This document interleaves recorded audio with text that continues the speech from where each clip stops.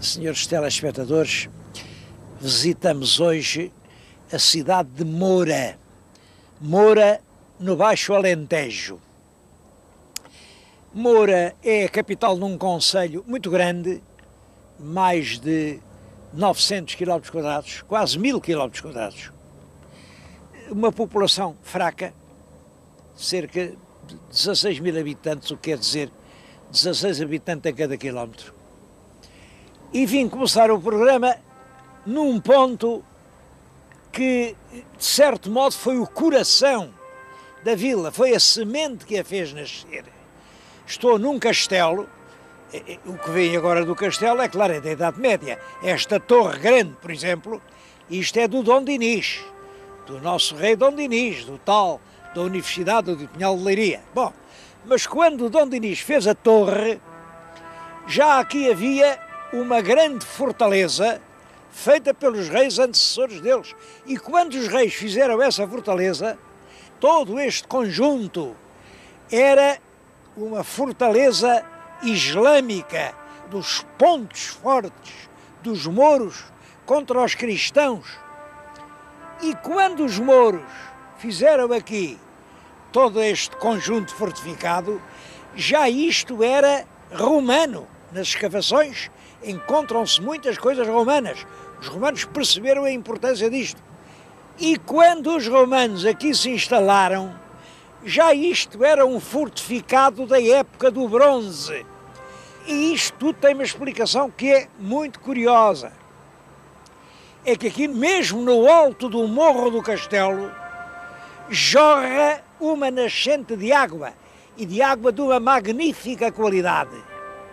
Um morro com um abastecimento próprio de água, onde, portanto, a água nunca acabava. Aqui, numa planície extremamente fértil, terras boas para dar pão, terras excelentes para o azeite, terras de vinho. É claro que isto era uma povoação extremamente importante. Escolhi o castelo, além disso, porque, sendo o castelo o ponto mais antigo, eu estou agora a ver, além, o ponto mais moderno.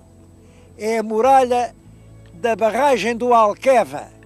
O Alqueva, vê-se daqui, é a vista desarmada, e é o futuro da cidade de Moura, está naquele empreendimento. Vão ali reter as águas do Guadiana. Bem, o senhor telespectador que está a olhar para o Alqueva vê um vasto espaço de quilómetros, de campos e aquilo que é. Bom, aquilo é a REN, é a Reserva Ecológica Nacional. Ali moram as codornizes, as lebres, um ou outro javali. Agora os alentejanos não têm licença de morar lá. A Reserva Ecológica Nacional não deixa construir casas. A terra está rodeada de um colete de forças. Por isso, mesmo que queira crescer, não pode. Claro, vem dizer, há umas exceções, se a pessoa já lá tinha um monte, pode fazer. Bom, mas isso ainda é pior. Quer dizer, quem já tinha, pode ter. Quem não tem, não pode. Eu penso que essa história de amordaçar povoações com as tais reservas é uma história que tem que ser revista quanto antes.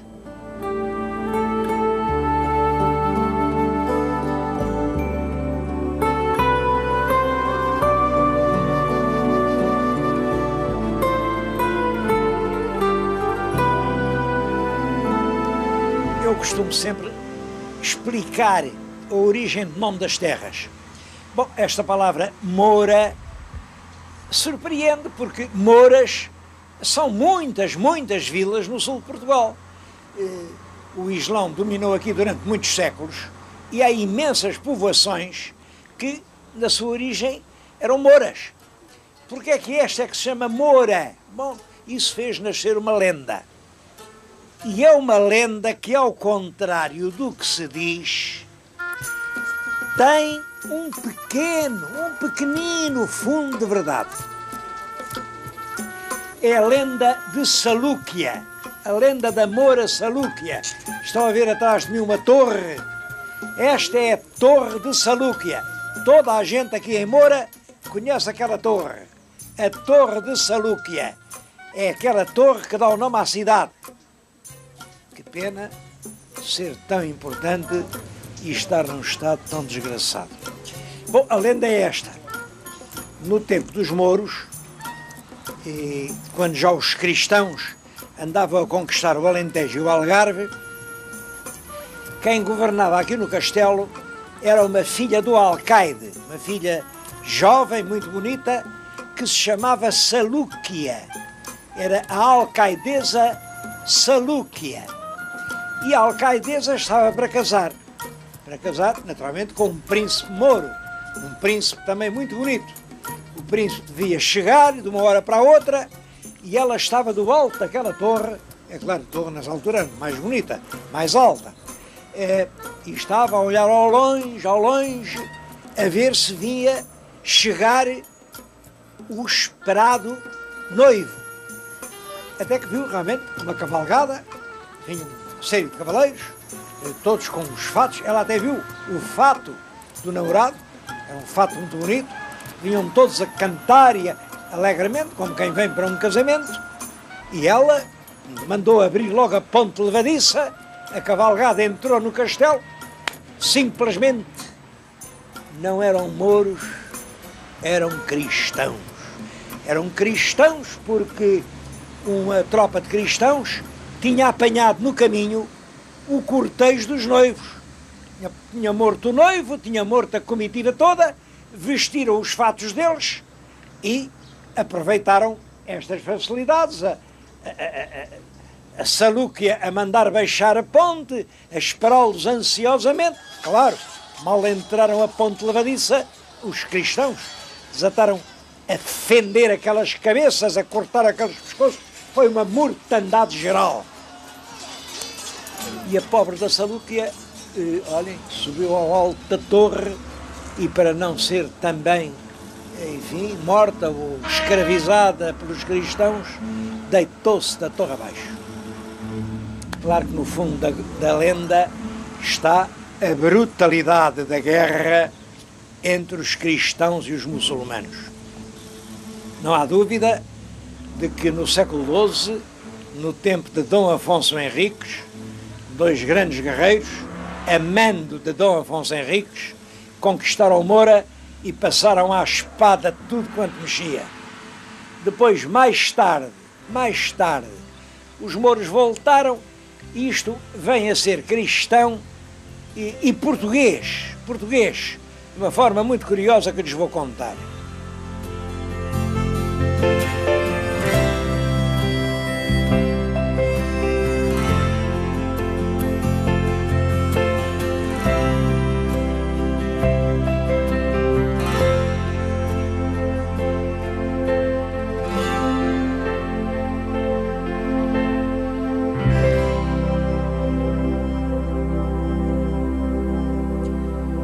Mas sobre a história de Moura, eu acho que a figura mais importante não é essa tal Salúquia. É uma rainha de Portugal, a rainha Dona Brites. Brites é a forma medieval da palavra Beatriz. A rainha Dona Beatriz, esposa do rei Dom Afonso III. Ela era castelhana, era filha de um grande rei, Afonso X, o famoso Afonso Sábio. Afonso Sábio porque realmente ele era sábio.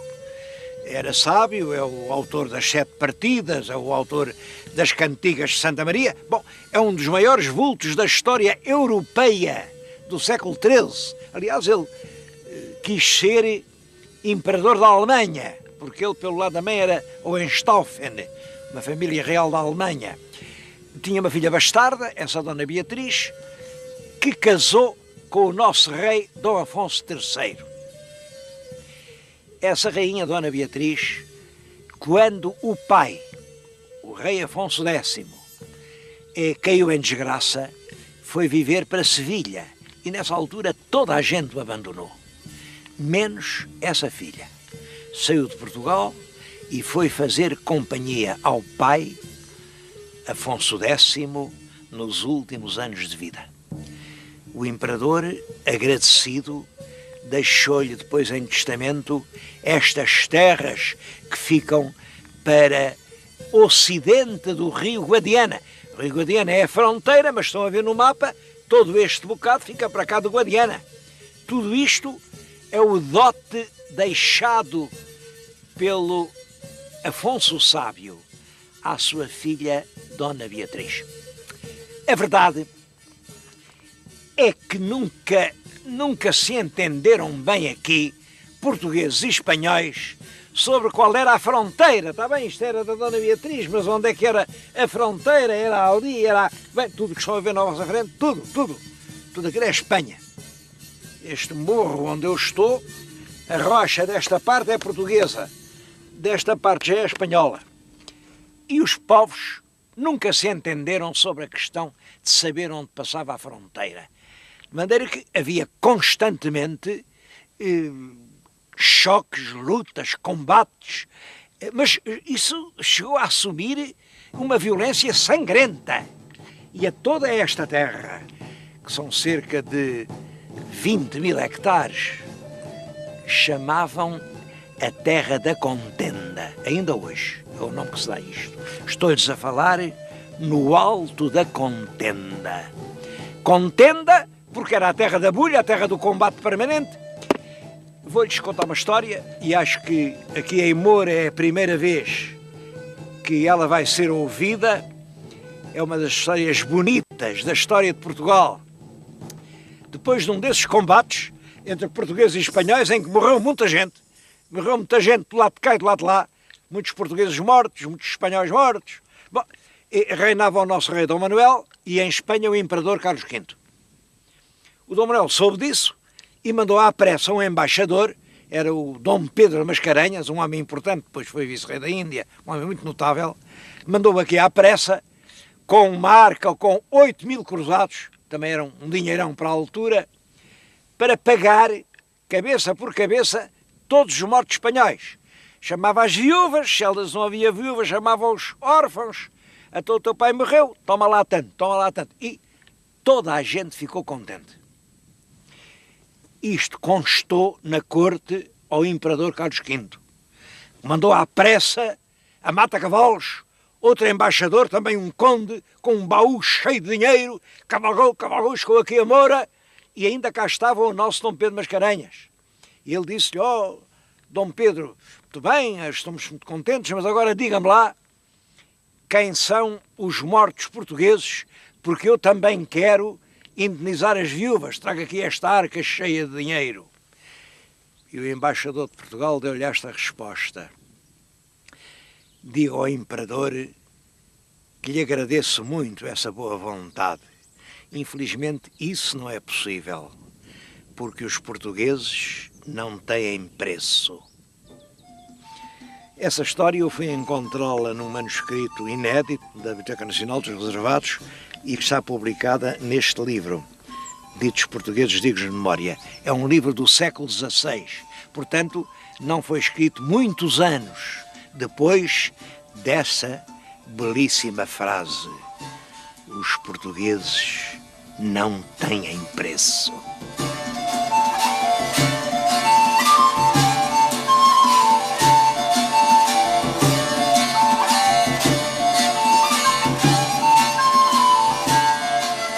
Essa contenda durou praticamente desde o século XIII ao século XIX. A única posição indiscutida era um convento de frades, o convento da Tumina. Está na nossa frente, como veem hoje, está completamente em ruínas, mas só isto é que era respeitado. No resto da contenda, só se fez a paz no ano de 1892. Houve muita gente, políticos na altura, que acharam muito mal aquela paz, porque dividiu-se aquilo ao meio, só que é claro, a metade espanhola era uma metade assim, e a metade portuguesa ficou uma metade assim, cerca de um terço. Mas o governo achou que era melhor um bom acordo que uma ruim demanda, e achou bem. De então para cá, As terras da contenda foram florestadas, hoje são uma reserva nacional de caça. Eu andei por aí e vi dezenas e dezenas de veados, de couros, à caça de todas as espécies. É uma reserva natural de caça que naturalmente tem os seus regulamentos. Não é possível vir aqui qualquer pessoa e desatar aos tiros. Mas é uma reserva natural que é um encanto visitar.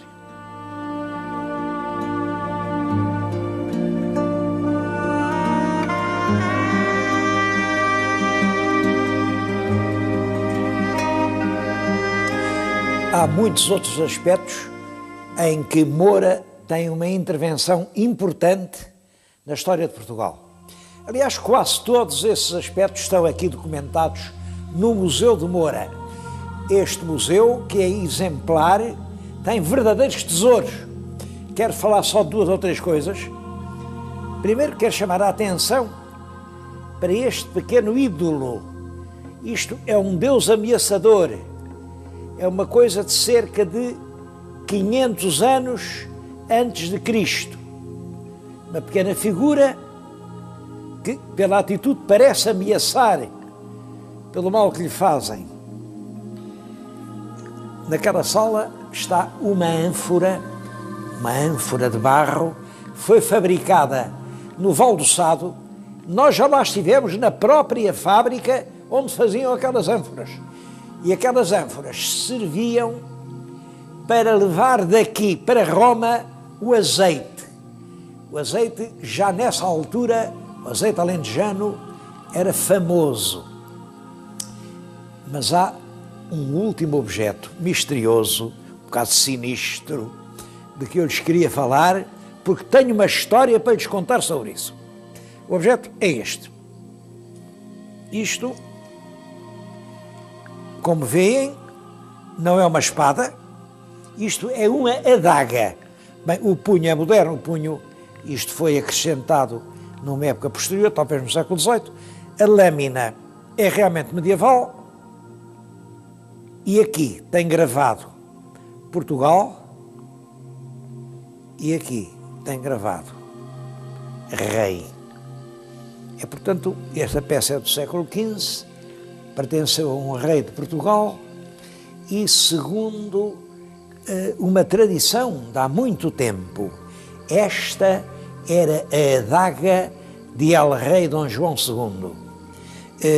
A adaga era o instrumento mortal que servia realmente para trespassar o inimigo. É claro, as pessoas perguntam como é que a adaga, uma arma pessoal do rei, veio parar a Moura. Eu também não sei. Mas sei uma coisa que se pode relacionar com isso. Quando o Dom João II assassinou o primo, Dom Diogo, Duque de Viseu, e assassinou realmente, tirando a adaga da cinta e trespassando-o, mandou, primeiramente, abraçá-lo por um fidalgo que era um homem fortíssimo, com músculos de aço, que era um Dom João Dessa, alcaide mor de Moura. Foi aqui de Moura que o alcaide mor Dom João Dessa foi a Setúbal para ajudar o Dom João II a assassinar, talvez com esta adaga, o pobre Duque de Viseu. Se assim foi, está perfeitamente explicada a presença deste instrumento em Moura. Bom, depois daquele facto, nada mais natural que o rei tenha oferecido ao Dom João Dessa a arma, enfim, que tinha ajudado àquela execução, só possível em virtude da ajuda do Dom João Dessa.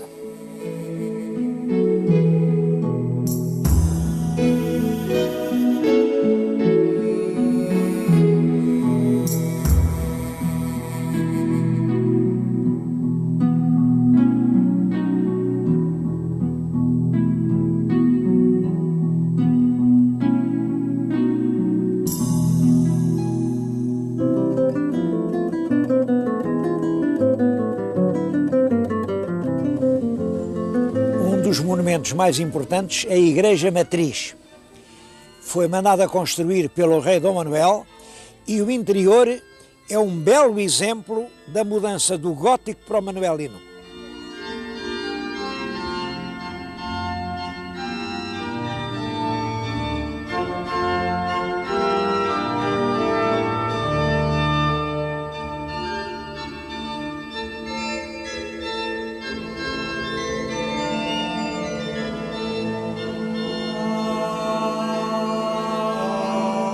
Outro monumento importante é o Convento do Carmo. Bom, a importância histórica está nisto. É o primeiro convento do Carmo que foi instituído em Portugal, no século XIII.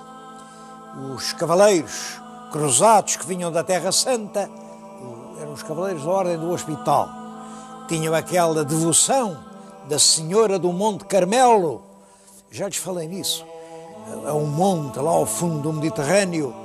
A Senhora do Carmo alastrou com uma ordem por toda a cristandade. Primeiro convento que se faz em Portugal é este, de Moura. Hoje está num estado tristíssimo, de abandono. Vem este claustro, parece uma selva, porque realmente está completamente abandonado. Já foi misericórdia, nessa altura estava bem tratado, hoje não é coisa nenhuma e está votado a esta triste condição.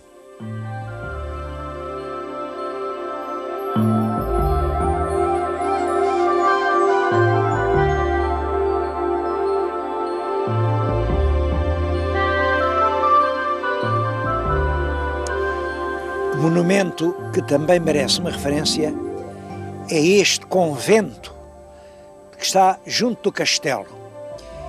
É um convento de dominicanas, feito no século XVI, mas feito sobre a igreja de Santa Maria do Castelo, que vinha do século XIII. E nessa igreja de Santa Maria do Castelo já havia ruínas romanas, colunas que levaram daqui. Pois bem, hoje isto é um pardieiro abominável, é uma vergonha.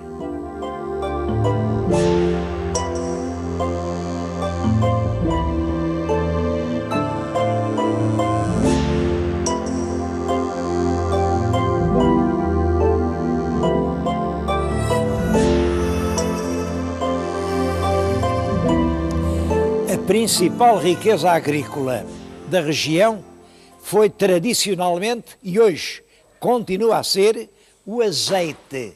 O azeite aqui tem uma qualidade excepcional. Há até um ditado popular, quando uma pessoa é muito esperta, diz: tipo, é tão fino como o azeite de Moura. Bom, a produção aqui já foi muito maior do que é, porque durante alguns anos as pessoas andaram a arrancar oliveiras para meter outras coisas. Bom, hoje voltou-se ao contrário, porque a oliveira volta a ser realmente uma espécie de grande valor económico. Eu estou-lhes a falar na Cooperativa Agrícola de Moura e Barrancos, que é uma cooperativa que reúne 1000 produtores de azeite. E esses 1000 produtores produzem, em média, umas 15.000 toneladas de azeitona que é aqui tratada. E é aqui que se faz este azeite. É claro que o nosso país já produziu azeite que chegava para o seu próprio consumo. Hoje não, temos que importar metade. A gente consome umas 80.000 toneladas de azeite. Bom, e só produz umas 40.000. Portanto, metade vem de fora. Mas vem de fora, mas põe-lhe rótulos portugueses. E o senhor telespectador vai ao supermercado, compra uma garrafa muito bonita e julga que é azeite português. Pode perfeitamente não ser. A única maneira de ter a certeza de que é verificar que tem a designação de origem, que seja de alguma das regiões portuguesas demarcadas. Bom, uma delas é realmente a de Moura, há outras, mas só esse é que há a certeza de ser português. E se for português, podem crer, é melhor.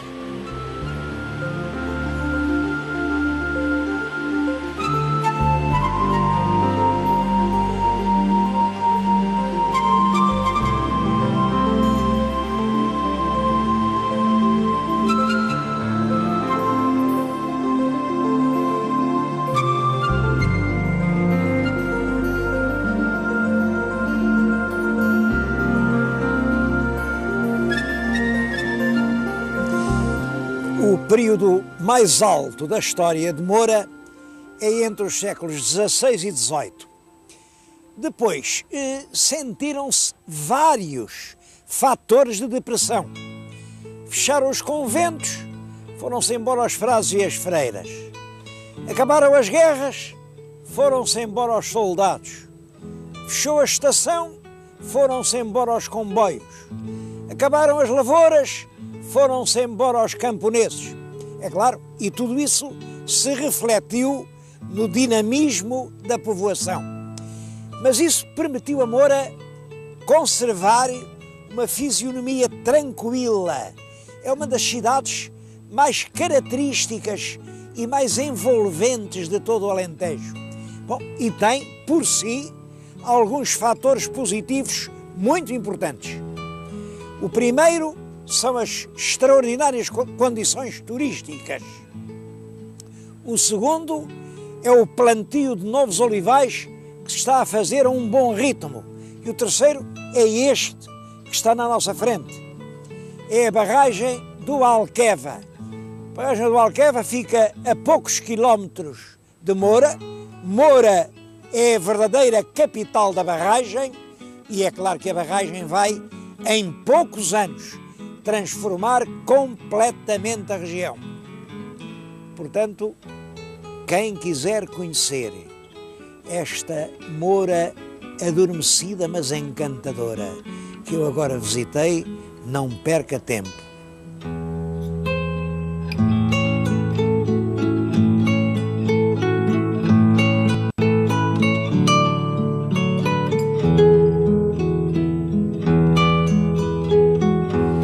Senhores telespectadores, a todos envio o meu cartão de boas festas. O cartão é esta rústica imagem que está atrás de mim. Representa Santana, Nossa Senhora e o menino. Santana oferece a fruta da terra e Maria oferece o fruto do seu ventre. É uma alusão, portanto, ao menino Jesus. Queria dizer-lhes que nos presépios que eu via na minha infância, lia-se sobre a cabana uma frase: glória a Deus nas alturas, paz na terra aos homens de boa vontade. Mas essa é uma frase do Antigo Testamento. O que este menino veio ensinar foi o contrário. É preciso desejar a paz, não é aos homens de boa vontade, é precisamente aos outros, aos que nos odeiam, aos que nos ofendem, aos que nos provocam. Só quando todos os homens no mundo pensarem assim, a paz poderá reinar no mundo.